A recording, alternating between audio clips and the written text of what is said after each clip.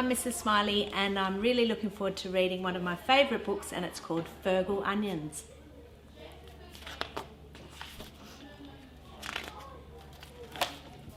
Early morning, Fergal Onions was awake.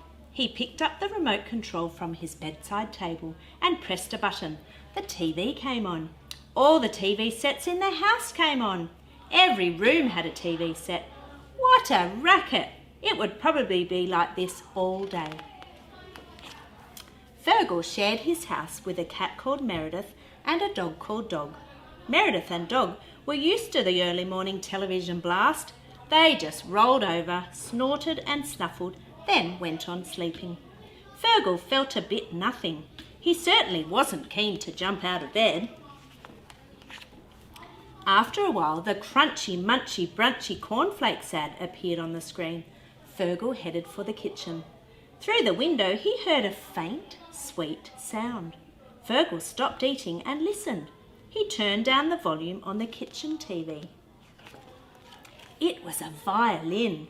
Nothing new in that. Annie Heifetz, the girl next door, often practiced her fiddle in the morning, but until today, Fergal had only heard scales and exercises. This was different. A simple, lilting tune, just a few bars. As soon as it finished, it started again. Well, I'll be an alligator's auntie. I reckon I haven't heard that tune for at least 40 years, said Fergal. He leaned back in his chair, hands behind his head, stared at the ceiling, remembering. I was really into music way back then, Fergal told Meredith and Dog.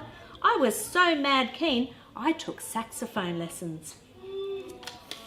Annie Heifetz began the tune again. I know it so well, but I'll be a bandicoot's brother if I can remember what it's called or who wrote it. Fergal had to find out what Annie was playing. Usually when Fergal soaped and scrubbed himself, Meredith and Dog had to listen to songs from Oklahoma. Not today. Fergal whistled his way through Annie's tune instead. What is that tune? He kept saying. I'll go nuts. Come on, animals, announced Fergal as he punched the off button on the remote control.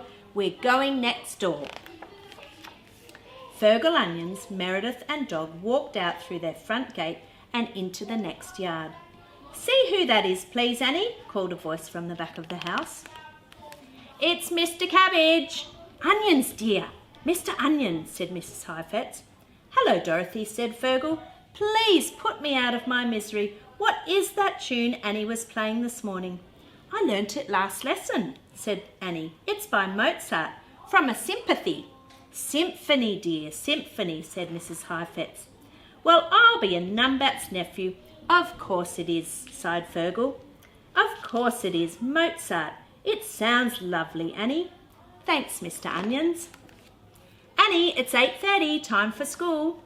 Mrs. Heifetz pulled the door shut, and the three of them, together with Meredith and Dog, walked out to the street.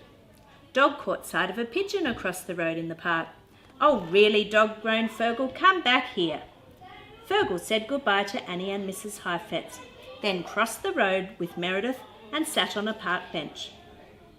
He knew Dog would give up soon. Dog would catch a pigeon the same day Fergal won 1,000,000 buckaroonies in gold lotto.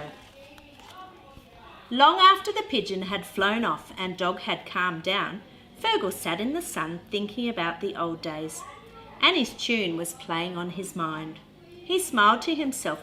Yes, of course, Mozart.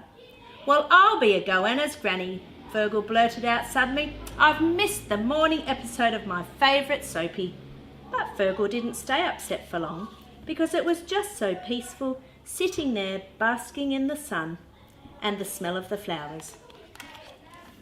When they arrived home, Fergal hurried to his wardrobe. From the top shelf he pulled down an instrument case, a music stand and a large pile of music books. Fergal began to play. It sounded halfway between ordinary and awful. Not great, he thought, but I'll improve. Meredith and Dog liked the new sound. Fergal felt pleased with himself. All through the house, the TV sets were silent. And then at the very end, he's got a letter and it says, Dear Annie, I was so pleased to hear that your neighbour really enjoyed your playing of the Mozart piece. As you asked, I have written it out for violin and saxophone. Have fun with it, Lois P.